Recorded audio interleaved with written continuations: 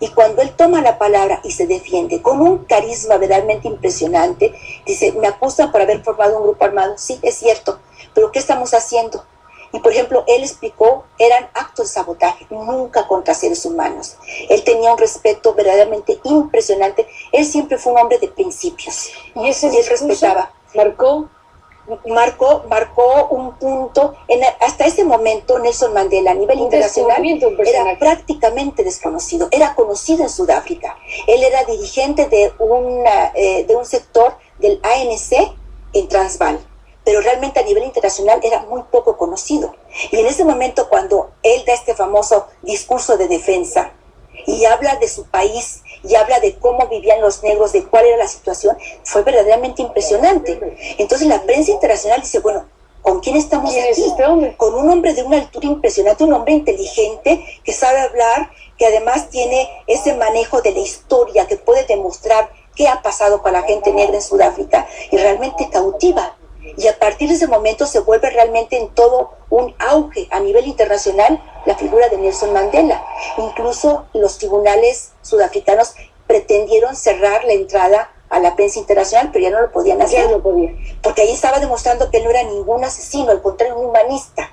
¿Y cuál era su verdadera causa? Allí a él lo condenan a prisión perpetua y lo condenan a ser una persona prohibida, que era una forma muy específica mediante la cual las leyes del apartheid decían que una persona estaba prohibido cualquier cosa en público vinculado con él, repetir su nombre, repetir sus palabras, difundir su imagen, hablar cualquier cosa que vinculara con Nelson Mandela. Obviamente la gente desarrolló diferentes técnicas para hablar de Nelson Mandela sin mencionarlo, por ejemplo, pero ahorita la verdad no me acuerdo qué tipo de imágenes o qué tipo de nombres. De códigos. Para hablar de él sin nombrarlo. Sin nombrarlo. Entonces, bueno, la gente... Porque era un delito nombrarlo. Era un delito. Entonces, durante toda esa época, nosotros no sabíamos quién era Nelson Mandela. Después empezamos a saber algunas cosas cuando por primera vez lo entrevista un periodista extranjero de un país escandinavo, no recuerdo exactamente de cuál, y en esa época supuestamente el apartheid empezaba a relajarse un poco. Aquí es importante decir que el apartheid era un sistema de explotación racista, que en la parte más superficial se expresaba como discriminación racial, obviamente aberrante. Es un fenómeno criticable, pero lo más grave es que la gente negra eran como esclavos modernos. Eso lo más, no tenían libertad de movimiento, no podían vivir donde ellos querían, no tenían libertad para escoger el trabajo, no podían ser trabajadores calificados, por ley necesariamente tenían un salario bajo. Entonces hubo una pauperización pronunciada de la gente negra a lo largo de los años. Fue impresionante cómo la gente se fue empobreciendo. Cuando vemos muchas en la televisión de esas casuchas donde vivía la gente negra, es cuando uno las visita, es impresionante cómo vivían. Entonces uno compara cómo vivía la gente blanca, era totalmente otro mundo. Entonces cuando por primera vez Nelson Mandela es entrevistado, se permite una entrevista de un periodista internacional, le dice, señor, se dice que ahorita ya están liberando algunas leyes muy aberrantes del apartheid, y él dijo, a mí la idea de que una persona blanca con una persona negra puedan nadar en la misma piscina me parece una exquisitez, pero ese no es el problema. El problema es que la gente negra no tiene ningún tipo de derecho, no se le reconoce su categoría como seres humanos. Eso es realmente por lo que nosotros estamos peleando. Esa es la causa por la cual yo estoy en la cárcel, y esa es la causa por la cual vamos a seguir luchando.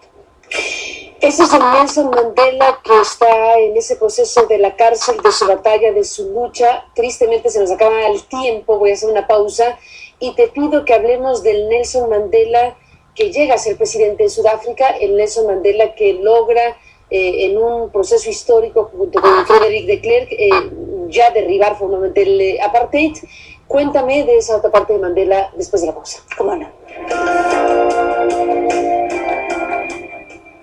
Esta noche, una de las luces más brillantes de nuestro mundo se ha apagado.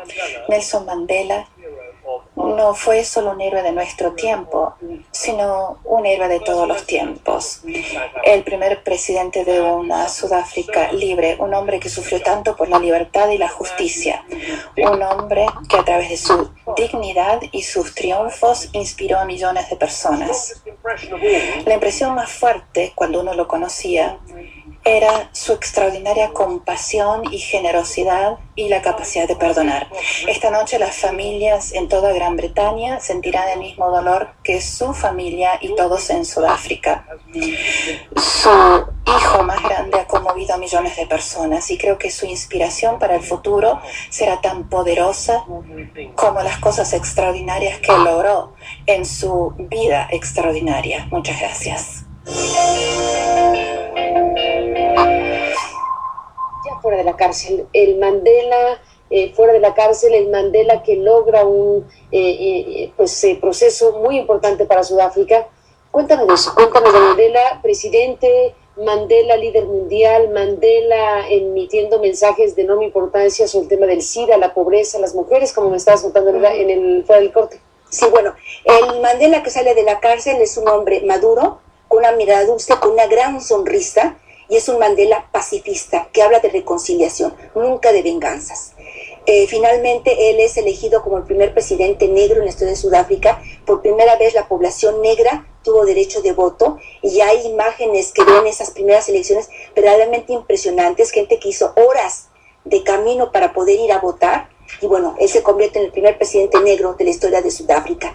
Cuando él se convierte en presidente, de todas formas él era un hombre ya de edad, y él se consagró fundamentalmente a ciertas tareas. Una fue la reconciliación dentro de Sudáfrica. Otra de los aspectos muy importantes fue la mediación de conflictos, tanto en el continente africano como fuera de África. Entonces lo que él manejaba era precisamente la altura que él. Aquí también un pequeño paréntesis. Él siempre hablaba de un liderazgo colectivo. Cuando uno decía, señor, ustedes, él decía, somos un grupo, somos una nación, no soy yo, ¿no? Entonces, bueno, cuando en un momento dado él sale con esta idea, este mensaje de mediación de conflictos, es llamado en muchas partes porque tenía una altura moral, ética verdaderamente impresionante. Y otros aspectos muy importantes, fue de las primeras figuras políticas importantes a nivel mundial que dijo, tenemos que voltear a ver a la gente que tiene SIDA. Es un problema de la humanidad, es un problema también vinculado con la pobreza, y no tenemos nosotros derecho como seres humanos a darle la espalda a estas personas. Por otro lado, también él defendía mucho la posición de las mujeres y también la posición, la libertad de la gente con preferencias sexuales distintas. Y una de las cosas que él, ya en sus últimos años, cuando ya no estaba en el poder, las cosas que él dijo las cosas que más le dolían era ver que en Sudáfrica había mucha gente que seguía viviendo en la pobreza. Y él lo que dijo es que en un momento dado la gente en Sudáfrica no había luchado durante años en forma silenciosa, en forma dolorosa, para que la gente negra siguiera viviendo en la pobreza. Yo creo que probablemente uno de los grandes dolores que se llevó Mandela fue el no haber visto que la gente negra tenía una posición de igualdad, acceder a las posiciones que podían acceder personas de otro color de piel, sobre todo las personas blancas en Sudáfrica. Nelson Mandela, bueno, desde luego es ya, y ya lo era, una figura legendaria, una figura que inspira a millones de personas, una figura clave en la civilización. Y bueno, veremos, Hilda, funerales de Estado como no hemos visto seguramente en muchísimos años. La última gran figura que concita lo que concita Mandela para el mundo. Sí, y aquí yo, bueno, lo único que diría es Madiba para siempre. Madiba para siempre. Para siempre, Madiba para siempre. Madiba para siempre.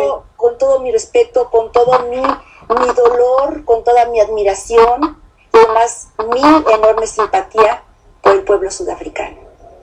Pues queda este mensaje, Hilda, este conocimiento tuyo que compartes con nuestro auditorio, que te agradezco mucho aquí en toda América, que ha seguido de cerca esta conversación, y nos mantendremos en contacto porque desde luego lo que sigue es la gran cantidad, el seguimiento de la gran cantidad de pésames, de mensajes, los mandatarios, los líderes del mundo, los funerales que serán seguramente muy impactantes, porque estoy, como todo mundo, imaginando que todo mundo querrá estar ahí dando el adiós a Marina. Gracias, Hilda, por estar aquí para compartir esta transmisión especial, este momento histórico, porque lo es desde luego, sí, este momento histórico. Pierde la vida un hombre que queda para siempre, tú lo has dicho. Sí, gracias por estar aquí. Y gracias a usted que nos permitió estar con usted en esta transmisión especial y continua de CNN, la muerte de Mandela. Gracias, y hasta la próxima.